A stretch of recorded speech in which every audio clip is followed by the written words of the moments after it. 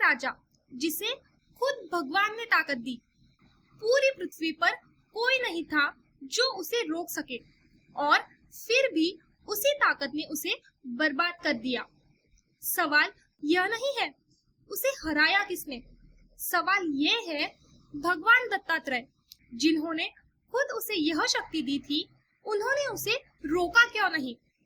अगर आपको आज किसी भी चीज में इतनी ताकत मिल जाए कि कोई आपको रोक ना सके, घर में, काम में, रिश्तों में, क्या आप वही इंसान रहेंगे जो आप आज हैं, या धीरे धीरे बिना पता चले आप भी बदल जाएंगे।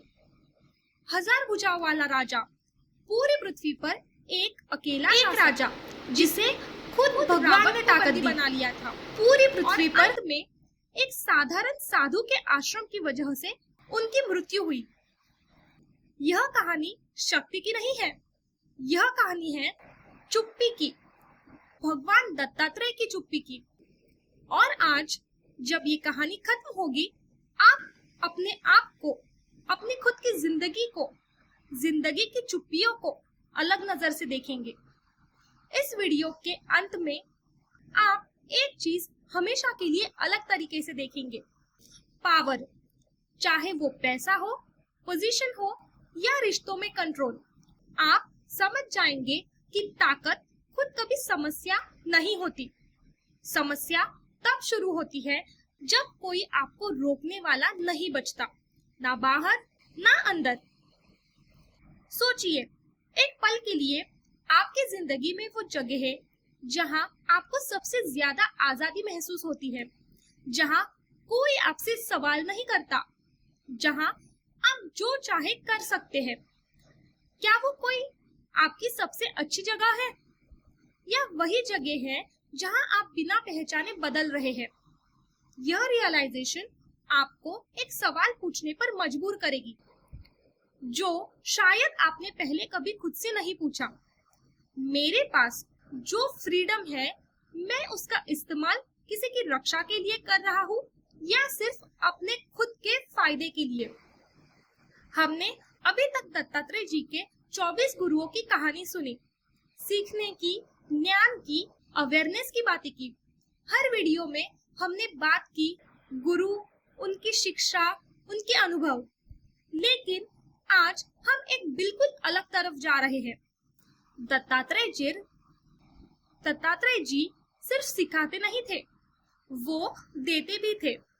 और जब आप किसी को कुछ देते हैं बिना शर्त के, बिना वापसी की उम्मीद के, तो असली सवाल यह नहीं होता कि आपने क्या दिया। असली सवाल ये होता है सामने वाला उसका क्या करेगा। यही वो सवाल है जो कार्तवीर्य अर्जुन की कहानी हमें सिखाती है। यह स्टोरी दुनिया की सबसे शक्तिशाली वार्निंग स्टोरीज में से एक मानी जाती है, क्योंकि इसमें कोई विलन नहीं है। शुरुआत में सिर्फ एक अच्छा इंसान है जिसे बहुत कुछ मिल गया। तो चलिए शुरू करते हैं। हय वंश में एक राजा था, कृतवीर्य, शक्तिशाली, धर्मी, लेकिन उम्र के साथ चिंतित, क्योंकि उनका बेटा पैदा हुआ शरीर से कमजोर, अधूरा। कुछ ग्रंथों में कहा गया है वो बिना पैरों के जन्मा था। राज परिवार में शर्म थी, दरबार में फुसफुसाहटें थी। एक राजा का बेटा जो युद्ध तो दूर, ठीक से खड़ा भी नहीं हो पाता था। सोचिए उस बच्चे की मानसिक स्थिति, हर दिन दूसरों की आंखों में एक ही सवाल देखना, यह राज्य कैसे संभालेगा। यह सिर्फ शारीरिक कमजोरी नहीं थी, ये एक पहचान का संकट था जो उस लड़के के साथ बड़ा हुआ। लड़के का नाम था अर्जुन, बाद में जाना गया कार्तवीर्य अर्जुन। राजगुरुओं ने कहा एक ही रास्ता है, भगवान दत्तात्रेय की शरण में जाओ। वो त्रिमूर्ति के अवतार है, ब्रह्मा, विष्णु, महेश, तीनों एक साथ एक अवधूत के रूप में पृथ्वी पर विचरण करते हैं। ना राजमहल में रहते हैं, ना किसी नियम में बंधे हैं। अर्जुन ने महर्षि गर्ग के मार्गदर्शन में हजारों वर्षों तक कठोर तपस्या की। ना भोजन का ध्यान, ना आराम का, सिर्फ एक लक्ष्य, खुद को साबित करना। और अंततः भगवान दत्तात्रेय प्रसन्न हुए। यहाँ रुकिए, यह वो पल है जहाँ से पूरी कहानी मोड़ लेती है। भगवान दत्तात्रेय ने पूछा, क्या चाहिए तुम्हें? अर्जुन ने मांगा, 1000 भुजाएं, अजय शक्ति, एक ऐसा रथ जो जहां चाहे उड़ जाए, धर्म की रक्षा करने का सामर्थ्य, और यहाँ भी कि पूरी पृथ्वी उसके शासन में न्यायपूर्वक चले। भगवान दत्तात्रेय ने सब कुछ दे दिया। अब ध्यान दीजिए, यही वो पॉइंट है जो कोई नहीं बताता, जो कोई और चैनल आपको इस गहराई से नहीं समझाएगा। दत्तात्रेय जी ने कोई शर्त नहीं रखी, कोई चेतावनी नहीं दी, कोई सीमा नहीं बांधी, कोई यह नहीं कहा इसका इस्तेमाल सिर्फ इतना ही करना, सिर्फ दे दिया। क्यों? सोचिए, इस अपनी जिंदगी से जोड़कर। जब आप किसी बच्चे को उसकी पहली बड़ी जिम्मेदारी देते हैं, एक नया काम, एक नया रिश्ता, पहली सैलरी, पहली आजादी, आप उसे हर कदम पर नहीं रोकते, आप उसे भेज देते हैं दुनिया में और देखते हैं वो क्या बनाता है। भगवान दत्तात्रेय जानते थे एक गहरा सच, जो पावर वो दे रहे हैं वो सिर्फ एक टूल है, एक औजार।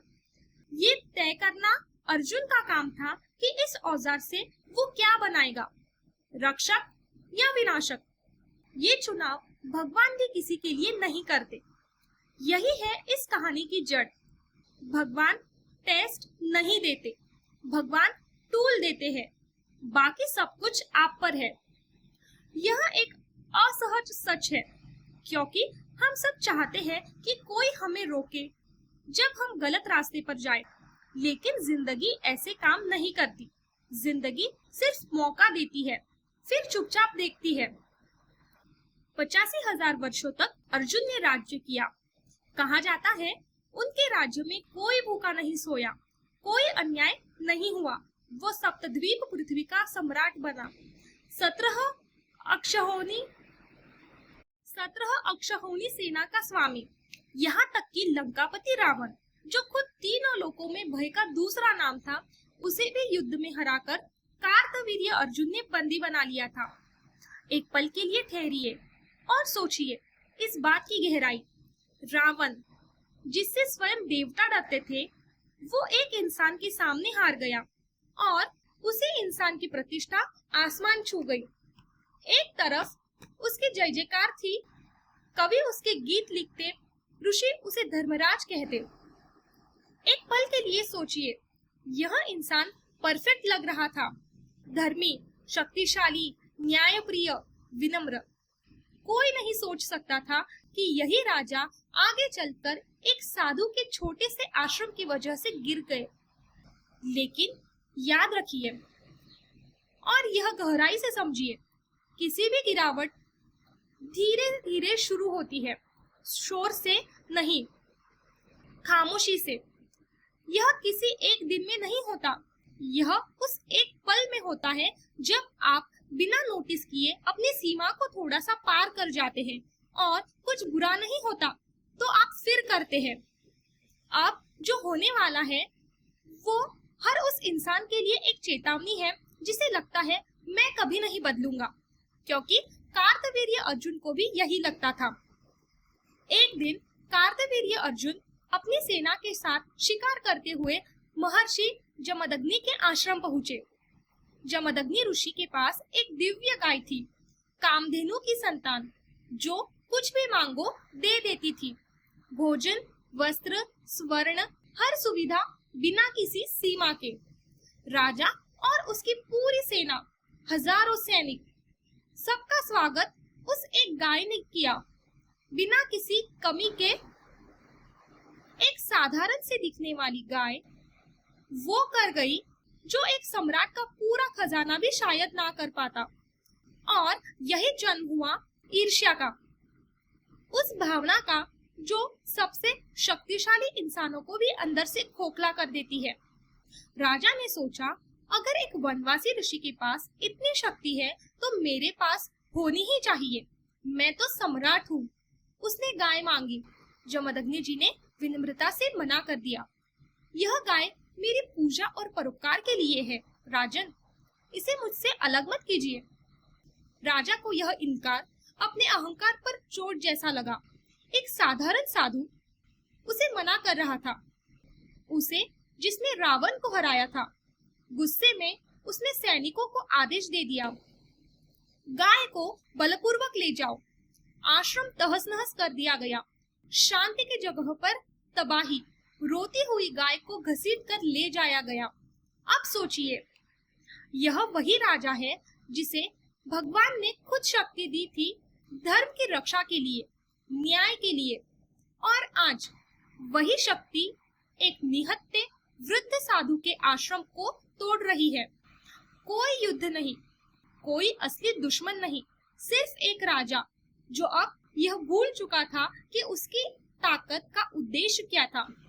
यह है वो पल जहाँ ताकत अहंकार में बदल जाती है और किसी को पता भी नहीं चलता, ना खुद राजा को। परशुराम जी जमदग्नि ऋषि के पुत्र, स्वयं भगवान विष्णु के अवतार, जब आश्रम लौटे और यह तबाही देखी, अपने पिता की आंखों में अपमान देखा, तो उनका क्रोध सीमा पार कर गया। उन्होंने अकेले ही कार्तवीर्य अर्जुन की पूरी सेना को चुनौती दी। एक अकेला योद्धा एक फरसे के साथ हजारों सैनिकों के सामने युद्ध हुआ। भीषण युद्ध। हजार भुजाओं वाला राजा जिसे कोई हरा नहीं सकता था, जिसने रावण तक को बंदी बनाया था, परशुराम जी के फरसे के सामने एक एक करके अपनी भुजाएं खोते हुए अंततः गिर गया।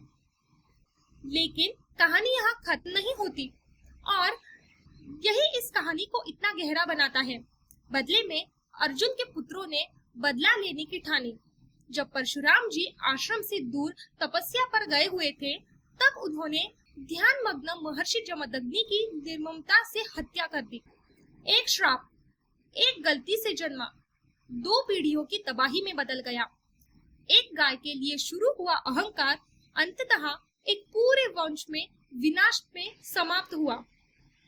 कहा जाता है, इसी घटना के बाद परशुराम जी ने पृथ्वी को 21 बार अन्यायी क्षत्रियों से मुक्त किया। अब वापस आइए शुरुआत में।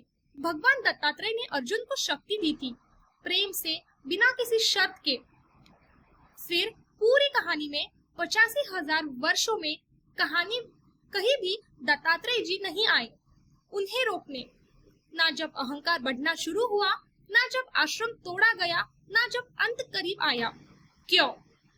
ये सवाल छोटा नहीं है।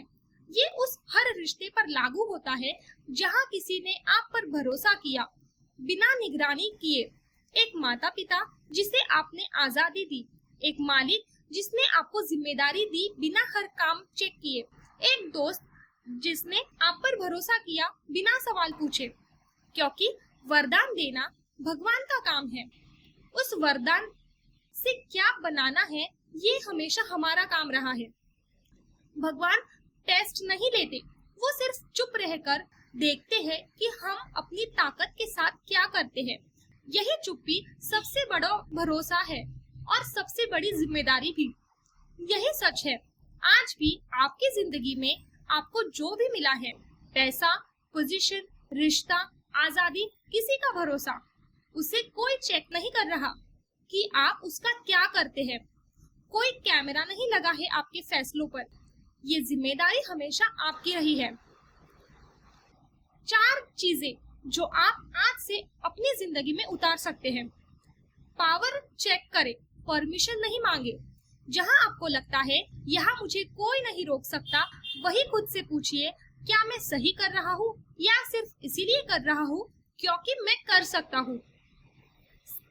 दूसरा, साइलेंस को वार्निंग मत समझिए।